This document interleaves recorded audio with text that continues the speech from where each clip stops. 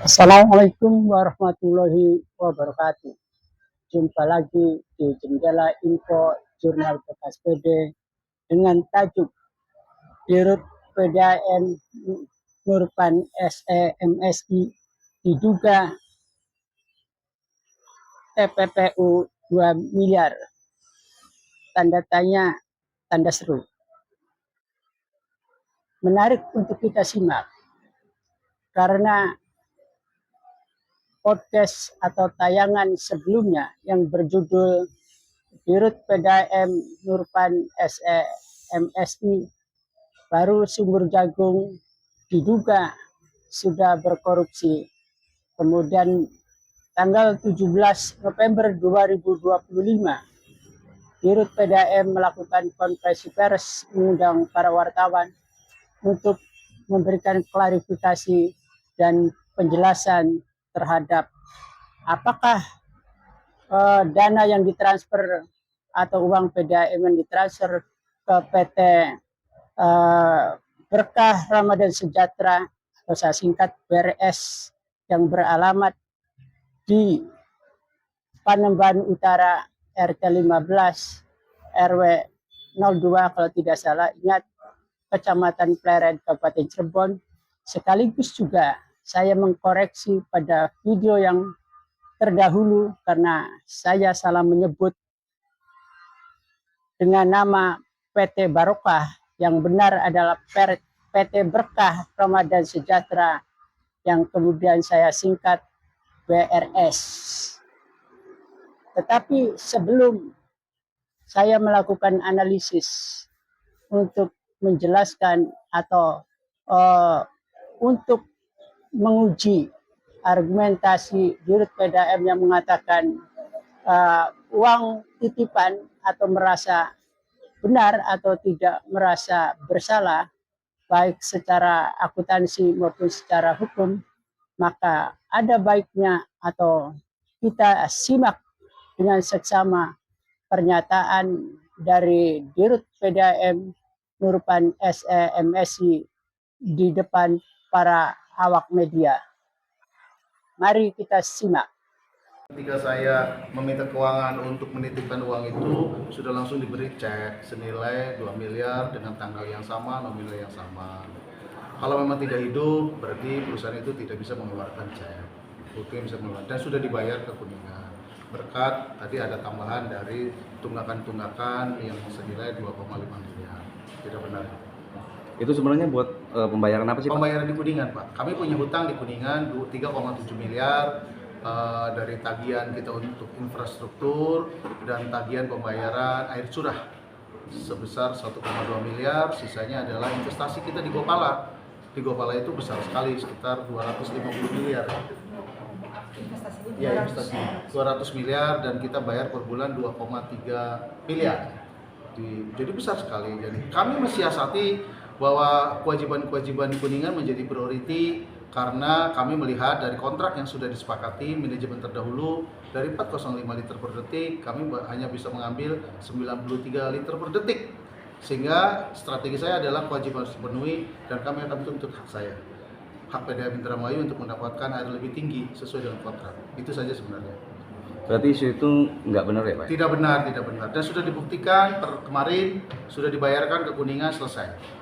Dan itu tadi bukti transfer sudah saya tunjukkan. Dan mohon maaf mungkin atas pemberitaan itu sehingga pelanggan-pelanggan atau publik melihat seakan-akan kita ada penyalahgunaan, tapi saya menyatakan itu tidak benar dan trust kepada PDAM tetap harus ada dari masyarakat atau dari publik. Oke, terima kasih Pak. Oke. Ada kebocoran data atau Cukup. gimana sih Pak? Ya, saya melihat ada kebocoran data dari beberapa karyawan saya dan saya sudah menugaskan kepada SPI saya untuk menginvestigasi, menyusuri sampai ketemu. Karena apa?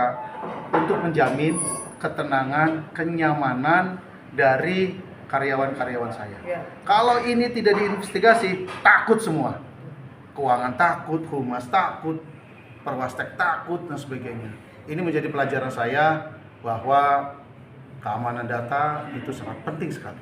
Maka SPI saya turunkan agar ini bisa menemukan siapa oknum yang sengaja untuk menyebarkan dokumen-dokumen penting. Mungkin itu dari saya. Cukup. ya? Cukup ya? Cukup ya. Terima kasih. Yuk. Itu pajak sekitar 5,2 miliar, Dapema itu sekitar 900 juta, uang Jabar kita sekitar 400, air curah kita dari Kabupaten Cirebon sekitar 200. Sehingga saya berinisiatif bagaimana mengamankan kewajiban kita yang ada di Kuningan. Untuk diketahui bahwa transfer 2 miliar itu yang diberikan ke PT BRN itu, di hari itu juga PT tersebut mengeluarkan cek dengan nominal yang sama dan tanggal yang sama. Ada buktinya, dan itu dikuasai, bukan dikuasai, dipegang oleh bagian keuangan, bukan oleh saya. Nanti setelah uang itu terkumpul, yang saya mempunyai estimasi akan terkumpul sekitar 2,5 miliar dari tagihan tertunggak 2-3 bulan. Jadi saya membuat satgas yang terdiri dari SPI, keuangan, dan SPP-nya mau mengambil tunggakan tertidur 2-3-4 bulan sebesar 5 miliar. 5 miliar? 3 miliar 50 juta. Dan alhamdulillah di hari Senin itu kami sudah mendapatkan dana 2,5 miliar, 2,5 miliar sudah tertampung di kami. Nah, dari dana itu saya lakukan untuk membayar utang, ditambah yang 2 miliar yang masih. Jadi kemarin kita sudah beres semua, kita bayarkan semua ke sana, dan alhamdulillah kita juga ada notifikasinya. Dan sekarang saya baru mulai berpikir untuk membayar hutang-hutang yang lain. Untuk diketahui, saya memang mempunyai kewajiban bagaimana hutang-hutang di Kuningan ini harus kita penuhi. Kenapa? Karena kewajiban kami di Kuningan ini menjadi hal yang tidak bisa terelakkan. Mengingat Kuningan adalah salah satu air baku yang membantu di Indramayu. Cuma memang ada persoalan di mana debit air di Kuningan yang kontrak dengan kami 405 ini baru masuk sekitar di bawah 100 liter per detik. Jadi saya melakukan strategi memang kewajiban itu kita harus penuhi dulu. Setelah kewajiban kita terpenuhi, saya baru melakukan somasi. Karena kontraknya tidak sesuai itu. Kontrak kami 405 liter per detik, sedangkan air yang kami dapat di bawah 100 liter per detik. Kalau saya tidak melakukan kewajiban-kewajiban itu secara penuh, saya tidak bisa menuntut hak saya. Dan ini kalau nggak salah sampai Desember ya kontraknya, perbarui apa sampai Desember? Jadi sampai kontrak itu dia 100 liter Pak. Sampai Desember apa Januari? Maret. Oh Maret, sampai Maret. Jadi sebelum Maret saya akan melakukan somasi bahwa air yang kita dapat itu tidak sesuai kontrak dan harganya mahal mas. Saya bayar air curah di Kuningan itu 1,2 miliar. Sedangkan airnya bagus. Kita melakukan somasi pasti dia akan menolak karena kewajiban kita tidak terpenuhi. Itu yang mendasari. Saya harus berjuang untuk melakukan pembayaran di Kuningan. Kegiatan-kegiatan tersebut itu sepengetahuan keuangan. Ini manajer keuangan saya, semua dilakukan oleh keuangan dan dokumen-dokumen sudah ada semua. Saya tunjukkan satu-satu ya. Ini saya transfer ke sana, saya transfer ke Kuningan. Yang kedua cek saya. Jadi ketika saya transfer 2 miliar, perusahaan itu sudah mengeluarkan cek Pak, dan sudah dipegang oleh keuangan. Ini tanda buktinya. Terus apa lagi?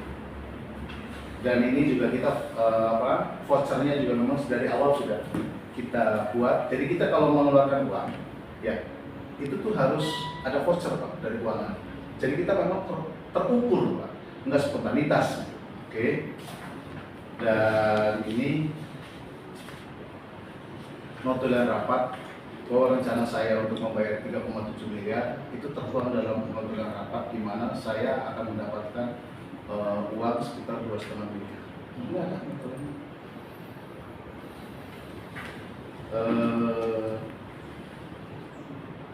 Sebanyak 505 miliar 200 ribu ya. Pelanggan sebanyak 3 miliar 54 akan ditagih melalui program operasi akhir tahun 2020. Itu perlu satu lagi ya. Nggak apa-apa, biar kita buka aja, biar datanya. Itu minta yang sebentar, yang data apa itu? Yang sudah update kita dapat uang.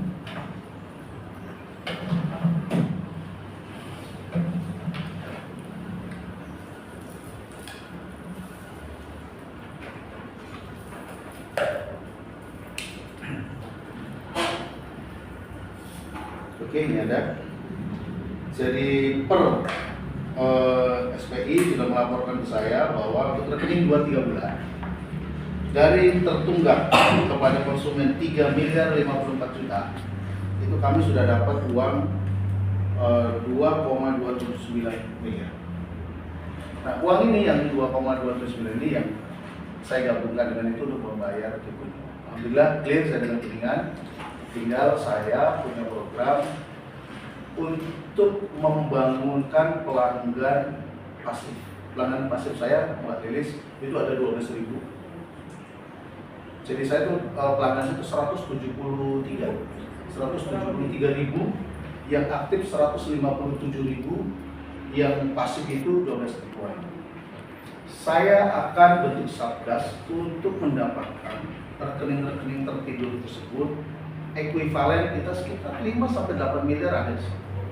Dan untuk diketahui, pelanggan tertidur tersebut atau pelanggan pasif patut diduga itu ada namanya interkoneksi ilegal, sambungan langsung. Sehingga NRW saya jadi naik. NRW saya kan 34%.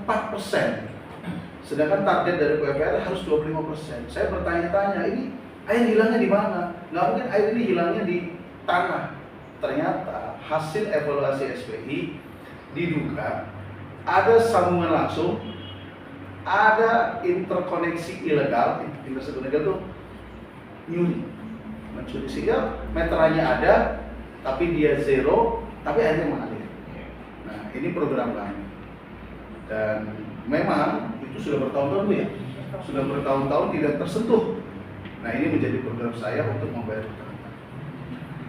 Mungkin itu prolog dari saya, nanti kita berkembang, nanti bisa bertanya kepada saya, dan insya Allah kami minggu depan, Mbak Lilis, supaya ini tidak multitafsir kemana-mana, saya sudah menyerahkan BPKP untuk mengaudit kami, sehingga nanti jawabannya adalah institusi, bukan jawaban personal yang mungkin multitafsir terkait kasus ini. Saya sudah bersurat ke BPKP agar saya diaudit.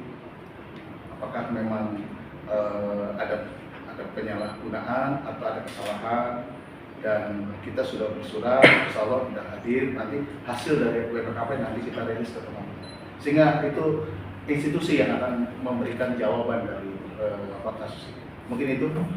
Terima kasih. Ada pertanyaan? Ya. Ya, ini bertanya Pak. Silakan. Pak, ini kan kasih. Iya, kasih. Kan ada 2. Terima kasih.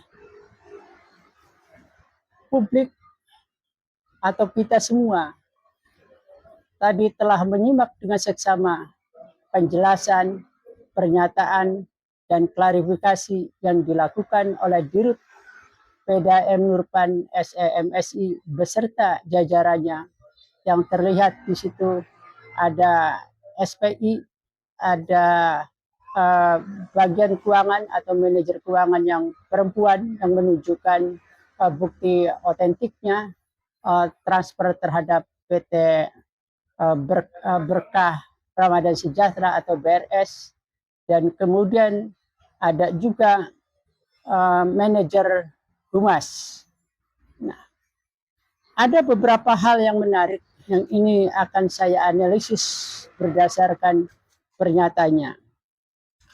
Saya akan melakukan analisis dalam dua basis. Basis akademik pertama adalah teori dan penerapan dari sistem akuntansi dan keuangan berdasarkan regulasi. Apakah menggunakan SAP, standar akuntansi pemerintahan, atau menggunakan standar akuntansi keuangan, dan PDAM menggunakan standar akuntansi keuangan karena SAP dipakai untuk OPD. Yang menarik adalah pertama, dalam klarifikasi itu menyatakan atau membenarkan ada dokumen rahasia yang bocor. Berarti apa yang dilakukan PDAM 2 miliar transfer kepada PT BRS atau Berkah Ramadan Sejahtera di Cirebon adalah benar adanya, konkret, dan itu berarti clear, kita kunci. Kemudian nilainya juga kita kunci 2 miliar dan itu benar diakui oleh bagian keuangan kalau tidak salah, karena dia tidak menyebut jabatannya, apakah manajer atau bagian keuangan. Kemudian Dirut katanya akan membentuk tim investigasi karena bocornya dokumen rahasia.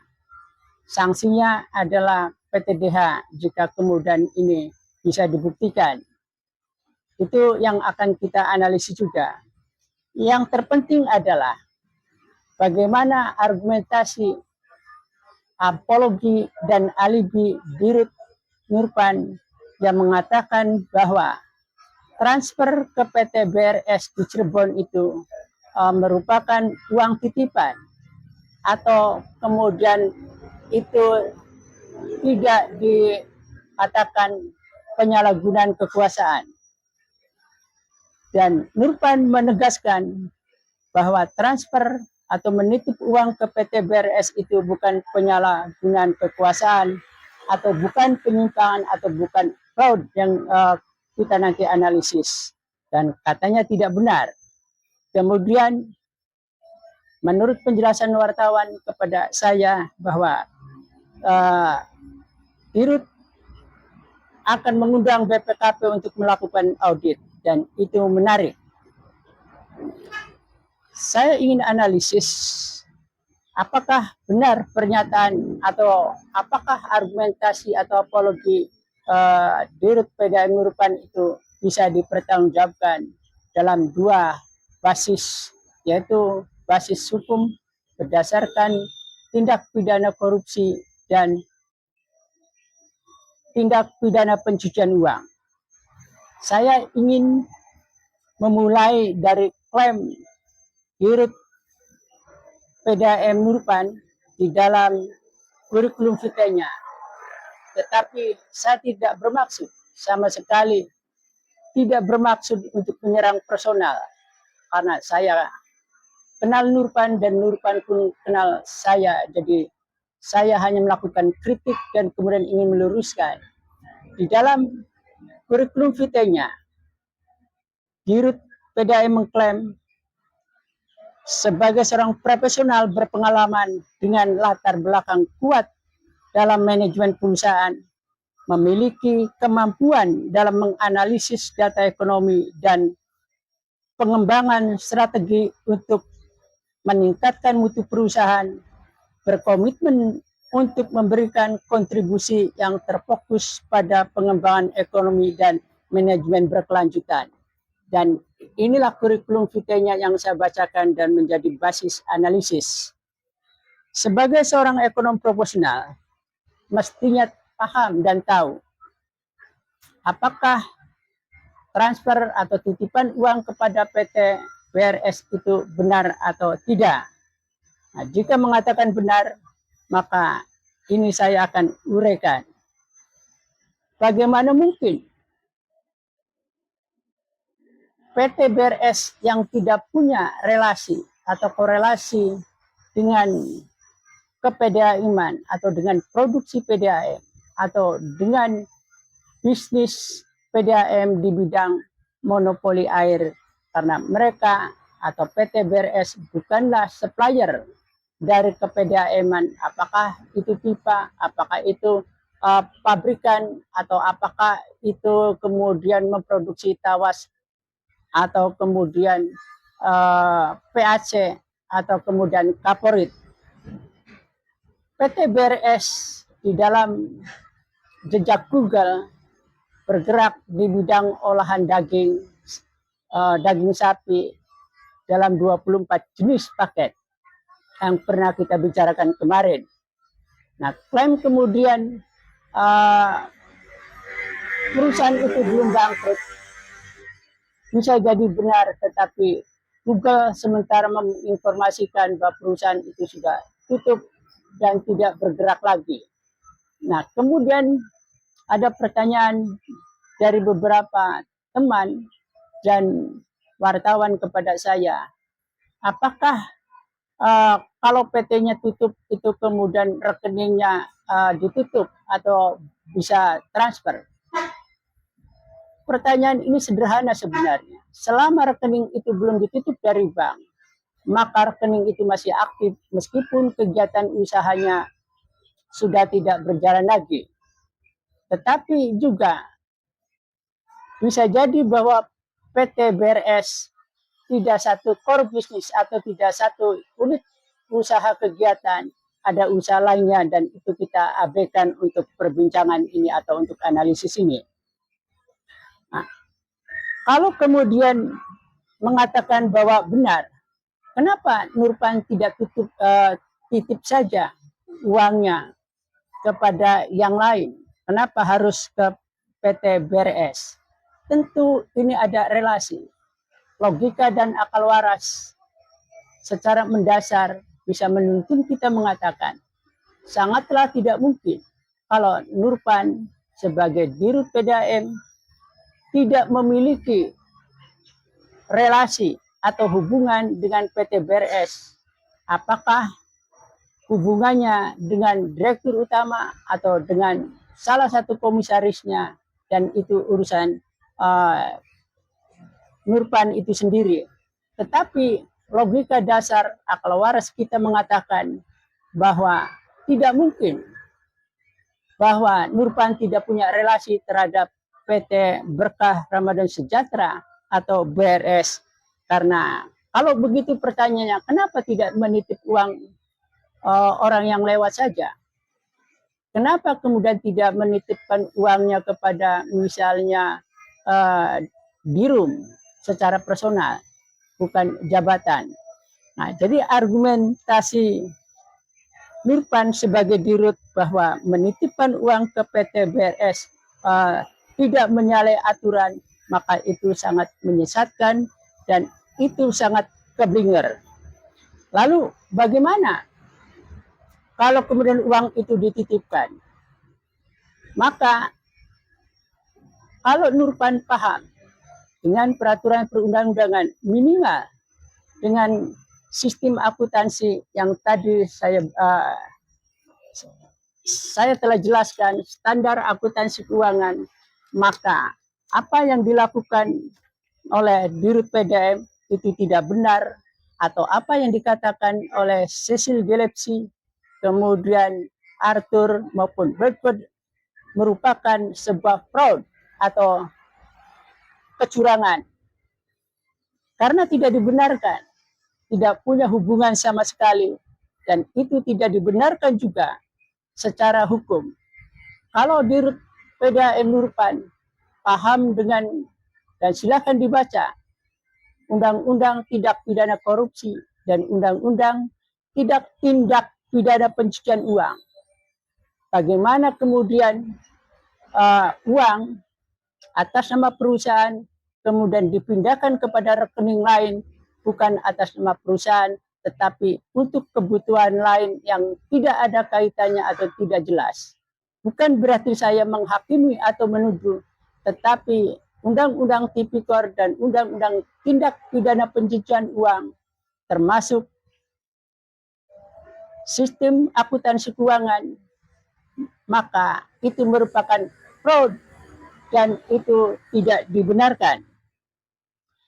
Pertanyaan berikutnya, kalau mengatakan bahwa uang 2 miliar yang dititipkan kepada PT BRS untuk memenuhi kewajiban kepada Kuningan dalam 2 hal, yaitu soal air curah dan soal infrastruktur, berarti adalah pipanisasi dari Kuningan ke PDAM senilai 3,7, di mana 2M yang tadi dititipkan melalui PT BRS.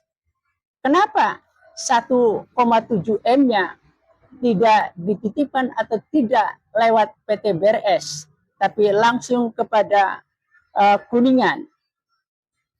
Ini kelihatan bahwa alibi, kemudian argumentasi yang dibangun hanya sekedar akal-akalan.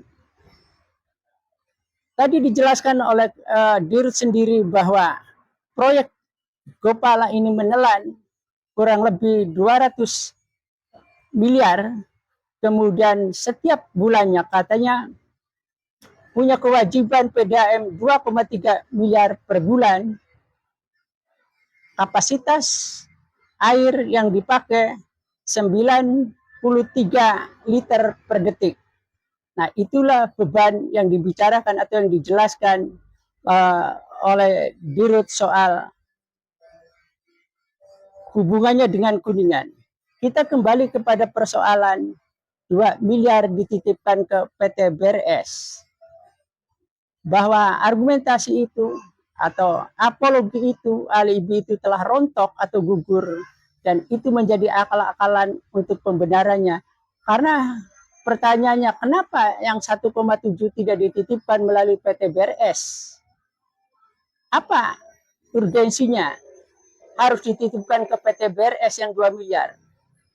Nah, kalau analogi, argumentasi, dan alibi itu patah dari basis hukum, dari basis akuntansi keuangan. Kemudian Nurpan mengatakan, dan ini ditunjukkan juga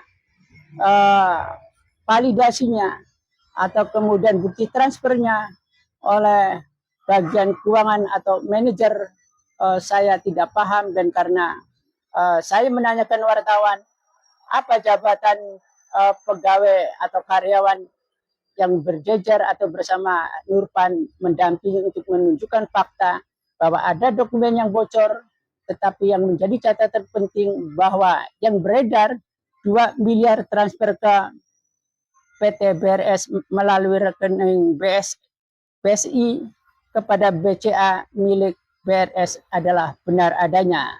Itu yang patut dicatat, dan itu merupakan pembenaran bahwa dokumen yang keluar atau yang disebut bocor itu benar adanya. Tindakan Dirut mengambil kebijakan investigasi untuk mengungkap kebocoran itu jauh lebih baik. Tetapi kita atau saya ingin mengingatkan atau ada keanehan. Seperti misalnya butuh berapa lama untuk mengungkap dokumen yang bocor itu.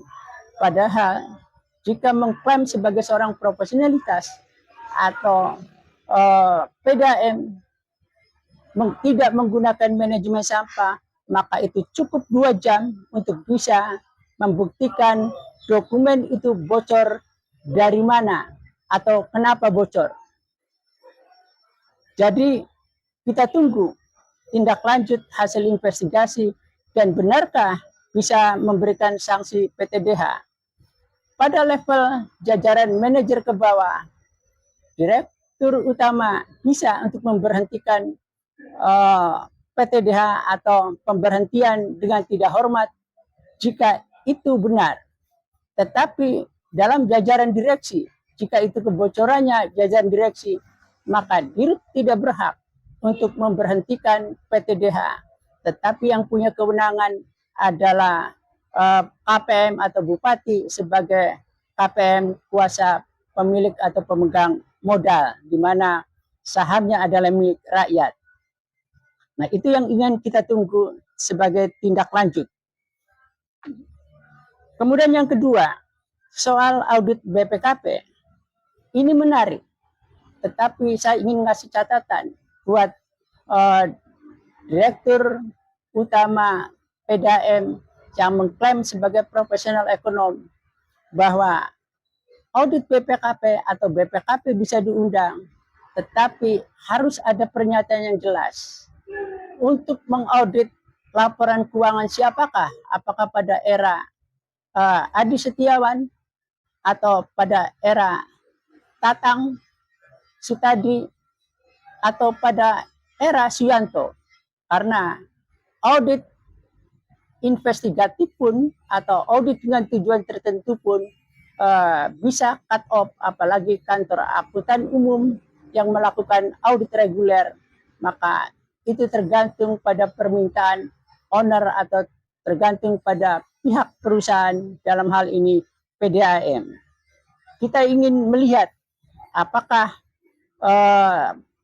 pernyataan itu sikap tegas dari Dirut PDAM ataukah sekedar bermain retorika sehingga kemudian untuk meredam ketidakpercayaan atau meredam distrust terhadap Dirut PDAM atau kinerja PDAM. Saya juga ingin memberikan catatan.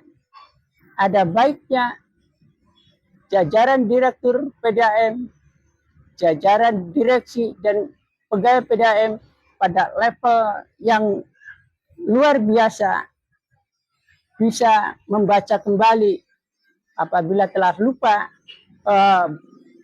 buku-buku pada saat kuliah, maka saya menganjurkan ada literatur yang wajib dibaca di perguruan tinggi, terutama di prodi akuntansi, sehingga kemudian PDAM bisa waras.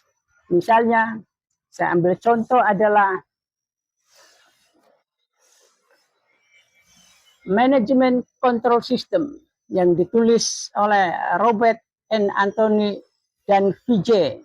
Nah, buku ini bisa menuntun Dirut PDAM barangkali telah lupa ketika masa kuliah atau baca bukunya pada waktu itu belum paham, termasuk jajaran direksi lain, termasuk para manajer, maka buku ini bisa kemudian sebagai dasar untuk berpikir ulang apakah tindakan mentransfer yang tidak ada keterkaitannya dengan kepedaeman itu bisa dibenarkan.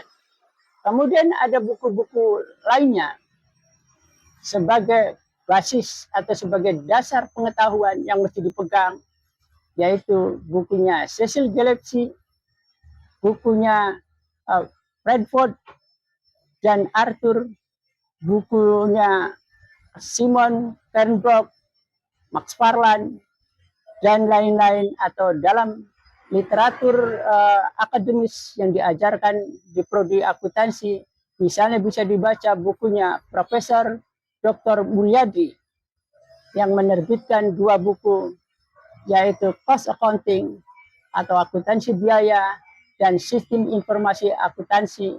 Kemudian ada bukunya Jaki Bariguan, ada bukunya Haryono Yusuf, ada bukunya Hador Yunus, ada bukunya Tuana Kota, dan lain-lain. Yang mayoritas buku-buku akuntansi yang dipakai literatur wajib di prodi akuntansi adalah produk dari dosen-dosen UGM, kecuali adalah Tuana Kota dari UI.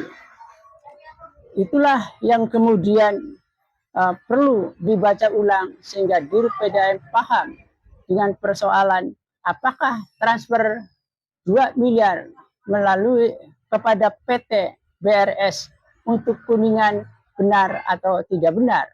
Terutama Dirut PDAM, jajaran direksi, dan manajer keuangan atau bagian keuangan harus paham dengan sistem akuntansi keuangan, karena ada perbedaan SAP dengan SAK. SAP dipakai oleh pemerintah daerah, atau SKPD atau OPD yang beberapa istilahnya kemudian berbeda dengan SAK. Itu yang kemudian juga harus dipahami. Kemudian apologi yang patah, yang akal-akalan itu, bagaimana mungkin transfer atau uang keluar itu bisa dengan mengatakan bahwa Dirut PDAM tidak tahu soal keluarnya uang. Sangatlah tidak mungkin, bukan atas nama perintah Dirut atau yang berada di bagiannya. Nah, jika kemudian juga Dirut kemudian mengatakan atau diduga bahwa Dirut langsung ke manajer bidang keuangan, apakah ini dibenarkan? Mari kita lihat struktur organisasi yang ada di PDAM sekarang ini yang berbeda dengan struktur organisasi PDAM pada tahun 1999 yang saya dapatkan.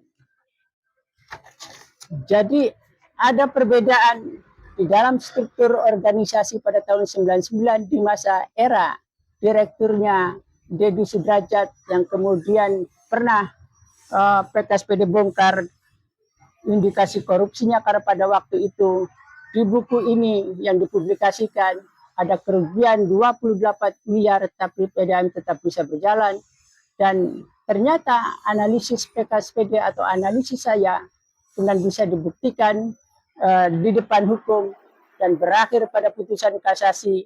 Dirut Dedi Sudrajat pada waktu itu divonis 2 tahun. Nah, kembali kita kepada persoalan alibi Nurpan, apologi Nurpan bahwa dia tidak ada yang menyuruh. Tidaklah mungkin atau sangat tidak mungkin, sangat naif ketika kemudian pada level bagian keuangan atau manajer keuangan tanpa perintah berani kemudian untuk mentransfer uang ke perusahaan lain, apalagi tidak ada hubungan ke-PDAM selama ini. Nah, jika kemudian di PDAM langsung memberikan otoritas kepada manajer bidang keuangan, apakah dibenarkan? Berdasarkan struktur PDAM sendiri yang mestinya Dirut paham betul. Karena bagaimana mungkin seorang Dirut tidak paham dengan struktur organisasinya sendiri. Di bawah Dirut adalah ada Dirum. Dirum membawahi manajer bidang keuangan membawahi supervisor verifikasi anggaran, supervisor akuntansi, supervisor kas, supervisor teknologi informasi, dan pengelolaan data pelanggan. Dalam sistem akuntansi yang baik, sistem pengendalian intern yang tadi basis literaturnya saya sebutkan tadi, bahwa tidaklah dibenarkan dalam sistem akuntansi atau sistem pengendalian internal Dirut langsung kepada manajer bidang keuangan dalam hal soal penarikan uang. Tetapi mau tidak mau harus ada persetujuan dari Dirum. Dalam kasus ini, berdasarkan informasi yang beredar bahwa Dirum tidak tahu menahu soal uang 2 miliar ditransfer kepada PT BRS. Itulah persoalannya. Maka ini ada kelemahan sistem pengendalian intern, ada pengawuran dalam SOP, ada pengawuran dalam sistem akuntansi dan keuangan. Karena seharusnya melalui Dirum. Nah, tidak cukup itu. Apakah transfer itu bisa dilakukan oleh manajer keuangan atas perintah Dirut atau bisa transfer atas perintah Dirut yang dilakukan di bawahnya itu benar, karena di dalam form transfer yang penting ada tanda tangan yang bertanggung jawab dari pihak PDAM. Maka dalam sistem pengendalian intern yang baik dan waras, seharusnya PDAM menggunakan sistem untuk membackup dalam pengendalian internnya dengan menerbitkan payment voucher dan receipt voucher, sehingga uang yang keluar atau yang transfer maka harus divalidasi, harus kemudian mendapat persetujuan dari Dirut, Dirum, dan manajer keuangan, baru masuk kepada bagian akuntansi untuk dilakukan pencatatan. Kembali kepada persoalan bahwa benar dan tidak mengaku salah atau kemudian itu dikatakan benar. Saya ingin ajukan pertanyaan untuk dijawab oleh Dirut, oleh manajer keuangan dan bagian akuntansi. Bagaimana Anda menjurnal? Bagaimana bagian akuntansi menjurnal untuk bikin neraca? Atau bagaimana bagian keuangan mencatat untuk menerbitkan neraca di kemudian hari apabila uang yang ditransfer kepada PT Berkah Ramadan Sejahtera itu tidak ada kaitannya dengan PDAM dan itu dikatakan uang titipan. Ini aneh. Pengawuran ini apakah terus dipelihara? Pengawuran kedua adalah jika uang itu kemudian ditarik lagi dari PT BRS kembali ke rekening PDAM, bagaimanakah menjurnalnya? Bagaimanakah Anda membuat neraca atas terjadinya transaksi atau atas terjadinya peristiwa hukum yang tadi saya sebut? Kalau membaca Undang-Undang Tipikor dan Undang-Undang Tindak Pidana Pencucian Uang, maka ada di dalam bagian itu karena itu adalah merupakan fraud. Begitu juga dengan sistem pengendalian intern, sistem akuntansi dan keuangan yang baik, maka itu dikatakan fraud. Jadi jika neracanya kemudian bisa terbit, bisa saja karena diakal-akali bagi orang yang tidak paham untuk menganalisis neraca, maka itu bukan masalah. Tetapi pertanyaan kita yang mendasar secara akuntansi adalah bagaimana bagian akuntansi membuat neracanya, bagaimana membuat jurnalnya. Jika uang 2 miliar dititipkan kepada PT Barokah yang tidak ada kemitraannya, di dalam sistem akuntansi, di dalam sistem pengendalian intern, di neraca akan terbaca. Jika kemudian ini uang titipan dan bahasa itu tidak dikenal di dalam manajemen keuangan, tidak dikenal di dalam manajemen akuntansi, dan tidak dikenal di dalam neraca, yang dikenal adalah DP down payment. Tetapi bukan sembarang down payment. Bagaimana mungkin down payment kemudian ada pada rekening lain yang tidak mempunyai hubungan atau relasi dengan kemitraan PDAM? Maka inilah yang dikatakan fraud. Inilah yang dikatakan indikasi kecurangan. Termasuk dari basis hukum tindak pidana pencucian uang, termasuk dari basis hukum tindak pidana korupsi. Apa yang kemudian dimaksudkan dengan DP di dalam neraca yang muncul di dalam current asset atau aktiva lancar, itu kaitannya dengan pembayaran di muka, di mana PDAM akan memperoleh jasa yang belum dinikmati karena akuntansi atau neraca PDAM menganut accrual basis. Nah, itulah yang disebutkan, yang dimaksudkan dengan down payment atau titipan uang muka. Tetapi sekali lagi yang ada kaitannya dengan produksi PDAM, yang ada kaitannya sebagai supplier PDAM, yang ada kaitannya dengan pemborongan PDAM, misalnya soal infrastruktur dan lain-lain. Sehingga alibi, apologi, dan argumentasi yang dibangun oleh Dirut PDAM hanya merupakan akal-akalan untuk menyelamatkan diri. Untuk itu semoga APH bisa menindaklanjuti meskipun uangnya telah kembali ditarik atau telah diteruskan dari PT BRS ke Kuningan. Tetapi mainstreamnya dalam istilah hukum, mainstreamnya peristiwa hukumnya telah terjadi. dalam sistem akuntansi dan sistem pengendalian intern dalam SOP, maka transaksi itu telah terjadi, peristiwa itu telah terjadi yang disebut dengan fraud dan tidak ada alasan untuk itu. Lalu kembali kepada soal struktur organisasi. Betapa luar biasanya ini menjadi campur aduk dan kemudian pertanyaannya adalah seperti supervisor verifikasi anggaran. Kenapa bisa lolos? Yang 2 miliar itu harusnya sudah ada dalam verifikasi. Untuk apa? Kemudian kenapa dititipkan? Nah, ini menunjukkan supervisor verifikasi anggaran tidak berfungsi atau tidak mengerti dengan sistem akuntansi dan sistem pengendalian intern, termasuk juga tidak mengerti dengan regulasi lainnya. Bagian akuntansi atau akuntan seharusnya paham dengan seluruh regulasi, terutama yang berdampak pada hukum pidana atau hukum yang berdampak pada tindak pidana pencucian uang. Seorang akuntan, karena ketika kuliah juga diberikan mata kuliah soal hukum, dan dengan sendirinya paham mana yang kemudian tidak boleh, mana yang boleh, karena itu akan menyangkut keselamatan dirinya. Nah, jadi kalau kemudian para akuntan yang ada di BEP, yang ada di PDAM, kemudian bagian akuntansi yang ada di PDAM, ternyata buta dengan peraturan perundang-undangan. Inilah yang saya sebut sebagai tong sampah dan manajemen sampah. Seharusnya dirut membenahi soal ini, tapi bagaimana mungkin ketika dirutnya sendiri menjadi jeruk makan jeruk.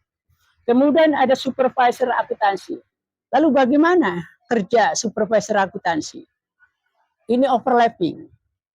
Bagian akuntansi kemudian ada yang mengawasi, tetapi kemudian lolos 2 miliar atau lolos perkorupsian lainnya yang diduga sangat kuat atau masih terjadi di tubuh PDAM. Kemudian ada lagi yang lebih menakjubkan, ada supervisor kas. Kemudian kenapa 2 miliar bisa lolos sebagai argumentasi, sebagai apologi, sebagai alibi? Dana PDAM dititipkan kepada PT BRS yang tidak ada kaitan kerja dengan PDAM. Kemudian ada supervisor teknologi informasi dan pengelolaan data. Kalau ini mungkin kita bisa pahami hanya data yang masuk kemudian dia akan olah, kemudian yang dia akan awasi. Tetapi hal yang pokok adalah manajer bidang keuangan, supervisor verifikasi anggaran, supervisor akuntansi, supervisor kas. Seperti yang saya sebutkan berkali-kali bahwa di dalam perkorupsian, di dalam korupsi, tidak tunggal pelakunya, pastilah melibatkan sistem lain. Maka kita ambil fakta, analisis dari kedua basis itu.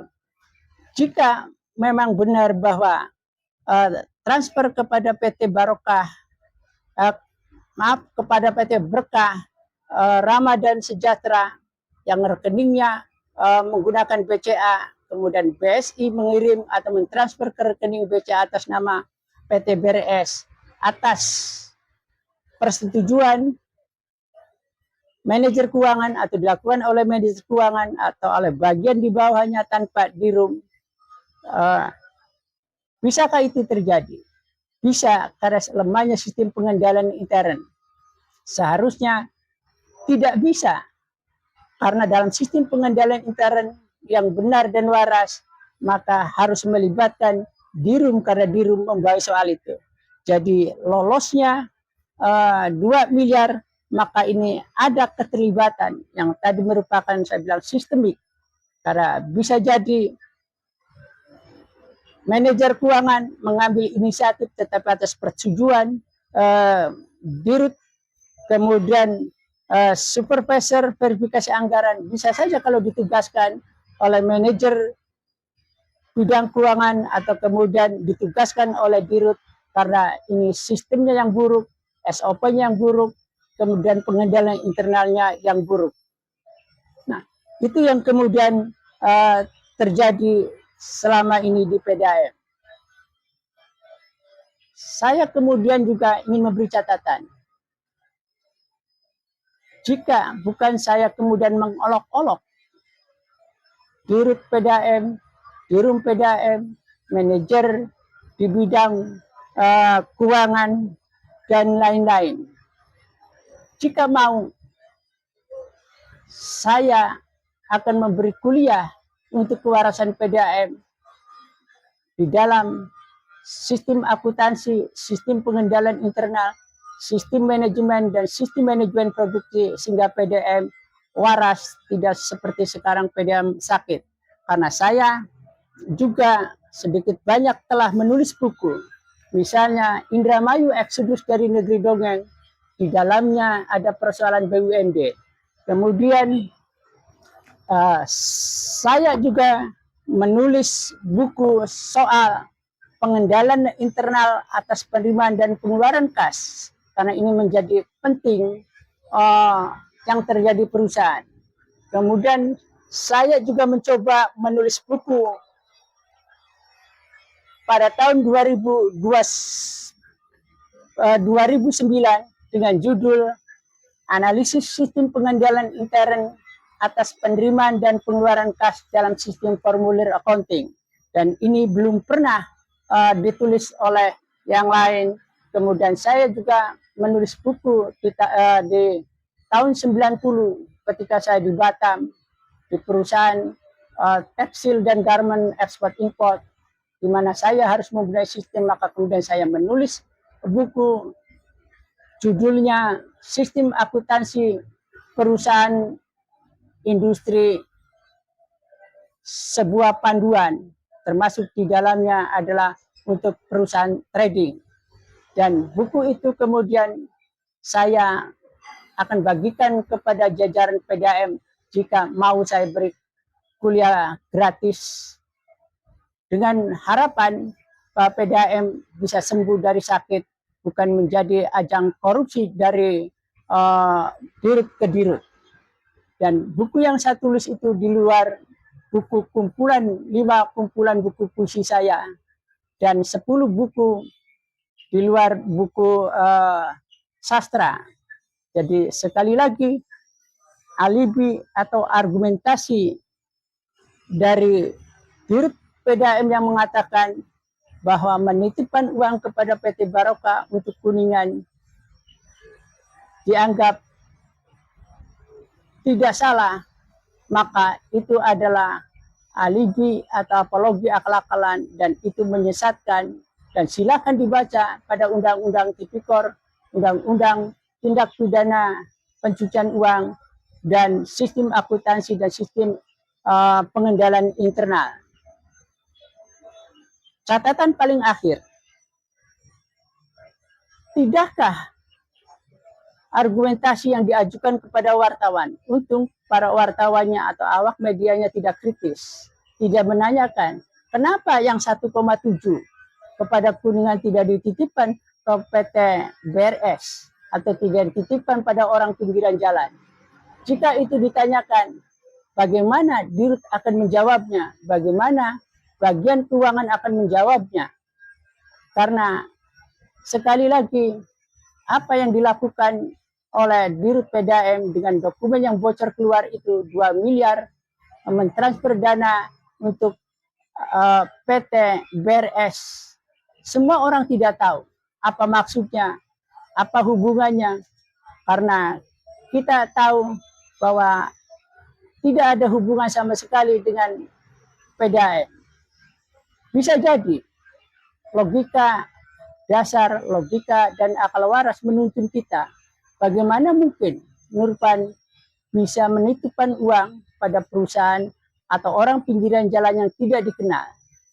Paling tidak, dalam persoalan ini pastilah tidak akan terbantahkan oleh dirut, atau silahkan dirut untuk membantah atau kemudian memberi penjelasan ulang.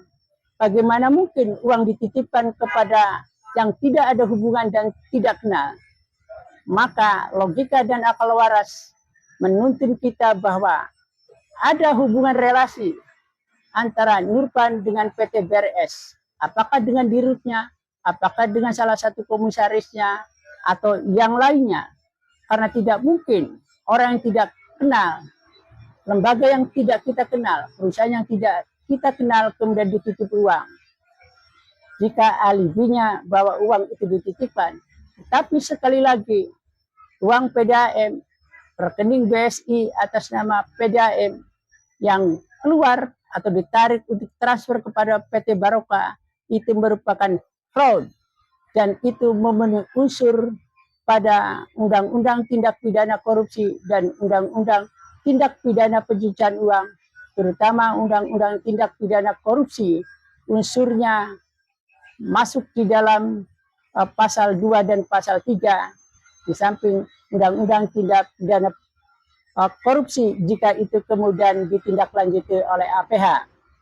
PKSPD yakin bukan berarti menghakimi Nurpan sebagai dirut, tetapi ini kita ingin berbagi pengetahuan, kita ingin berharap bahwa PDAM menjadi waras karena transfer kepada PT BRS tidak dibenarkan secara hukum, tidak dibenarkan secara sistem akuntansi, sistem pengendalian, dan ini akal-akalan dirut PDAM untuk menyelamatkan diri dari jeratan hukum, dari kepercayaan publik terhadap dirinya, kemudian dari orang-orang yang akan mencoba menggoreng peristiwa ini, sehingga kemudian Nurpan berusaha menyelamatkan diri. Semoga saja dirut PDAM mau belajar ulang, mau kembali membaca buku-bukunya, bukan hanya mengklaim sebagai ekonom yang profesional, kemudian memiliki kemampuan dalam analisa data ekonomi dan pengembangan strategi untuk meningkatkan mutu perusahaan.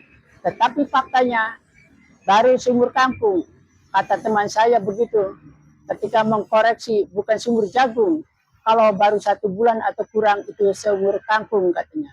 Nah, maka demi harga diri, demi wibawa klaimnya bahwa sebagai seorang profesional ekonom, maka tolong kembali baca Undang-Undang Tipikor, Undang-Undang Tindak Pidana Korupsi, membaca kembali sistem akuntansi keuangan, membaca kembali buku-buku yang saya sebutkan sehingga kemudian tidak belangsak dan PDAM tidak tambah sakit atau PDAM bisa waras sehingga bisa diharapkan bisa kontribusi dan bermanfaat bagi rakyat Indramayu dan sekitarnya.